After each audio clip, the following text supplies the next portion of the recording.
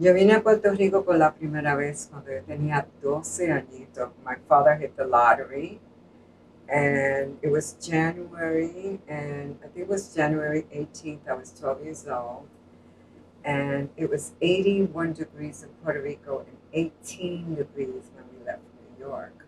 And we went to visit my family in Carolina, his family.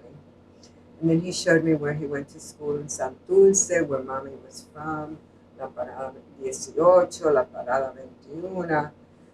Y en ese entonces yo estaba como que en un ah del azul del cielo, era tan y tan azul, y las nubes, the clouds were really white, and the green was really green. So ahí es donde yo empecé a notar la diferencia de lo que era la isla versus la isla de Manhattan. Y ahí empecé a enamorarme de la isla de Puerto Rico, que papi le llamaba Borikén, y no le llamaba Puerto Rico. But when I came here, when I was 12, it took us 8 hours, 8, to get from San Juan to Mayaguez. And the view, the sight of the road and the richness of the earth, and it would rain for 10 minutes and then stop, and the sun would come out in the 8 hours, and landing, finally getting to Mayaguez at the bottom of the hill, and we had a walk-up post, what used to be called Post de la Maquila, I remember. And the people were selling flowers. That was my biggest memory. And this one black woman with a white dress, and she would sing, pregonar, Amapola, vendo amapola, amapola. And the smell of the white tubular roses to this day remains lingering in my brain forever and ever and ever. Mi papá quería regresar a Puerto Rico, pero la situación económica para él no lo dejaba. Mi mamá nunca quiso regresar a Puerto Rico, aunque ella se casó por la primera vez, por la segunda vez, con un jamaiquino, y se fueron a vivir en Isabela. Y yo venía en los años 60, fue eso, 62, 63. Compraron en Isabela $7,000 con mucho terreno, right on the cliff. Unheard of, I know. So I would come every year and I would visit her, and I always had in the back of my mind that I wanted to live in Puerto Rico because I fell in love with La Playa de Lobos. So mom taught me how to swim in the swimming pool in Fortuna Park in the Bronx. And then I got to experiment what the swimming was from the beaches in New York to the beaches in Puerto Rico, and how lovely the water was. It was the water that drew me here more, the ocean, the water, and how wonderful the salt made me so buoyant to this day. So that's when I first got a real deep, it was a deep sense because I never put it together that I was going to live here, but I always thought, wouldn't it be nice? Wouldn't it be nice to live here? So one year, as I was revising photos of being on the beach, one summer, spring maybe, I kept the photo in front of my desk at my job in Seattle. And I would look at the photo. This is before vision board became a thing.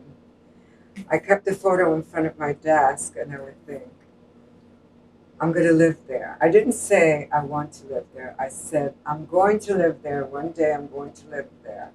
I didn't know how, I didn't know when, but I knew that I wanted to live here, and I would have that affirmation that I want to live there. So the universe kicked me one day, and I fell and broke my back, and then I healed from that, and I became a massage therapist, and then I said, I can do this in Puerto Rico, on my people, instead of doing it in Seattle.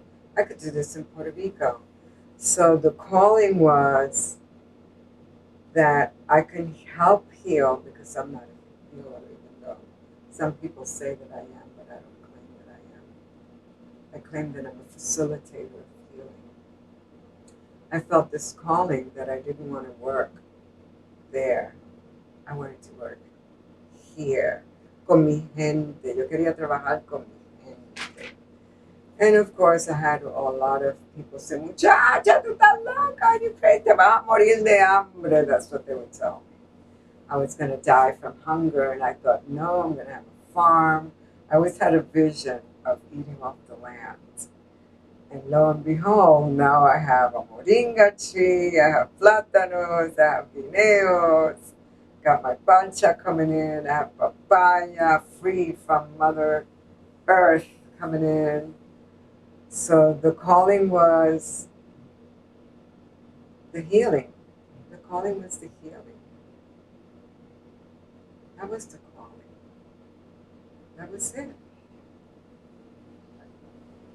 When I graduated from massage school, and we did a sweat lodge with some Native American folks that were kind enough to lead it. And I did like 11 turns, which is the highest that you can do in a sweat lodge. 11 into the room that was made in the Seattle mountains of Wenatchee. And I went in there 11 times and went to sleep that night. And I dreamt of this tree with long, deep roots, really deep. I went into a cave. And then I smelled the mud, the earth, wet in this dream that I had. Well, 6 months later, I came to Puerto Rico, and I went on a hike with a friend of mine, Bob Rector, who's a very adventurous woman that's been living here since she was 10, or maybe she was born here, Americana. We went on a hike to La Cueva del Viento in Oaxaca. And as we're walking to the hike, I started getting a vision, for whatever that's worth to anyone. But I felt strongly that I had been there before.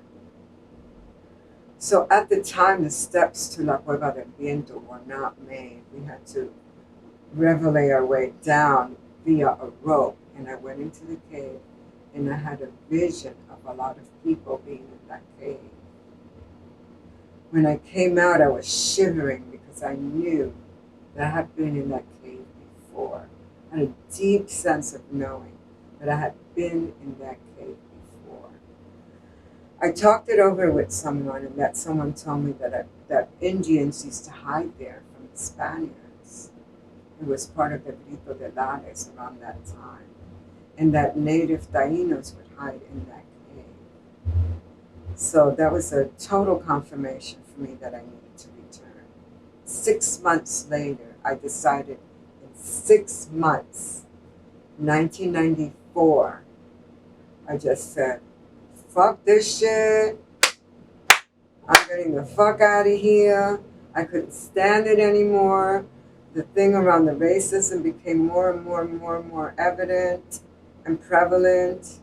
And the way that people treated the women became more, and then I thought, no, I gotta go to Puerto Rico. And that was the deciding factor. And 6 months later, I did.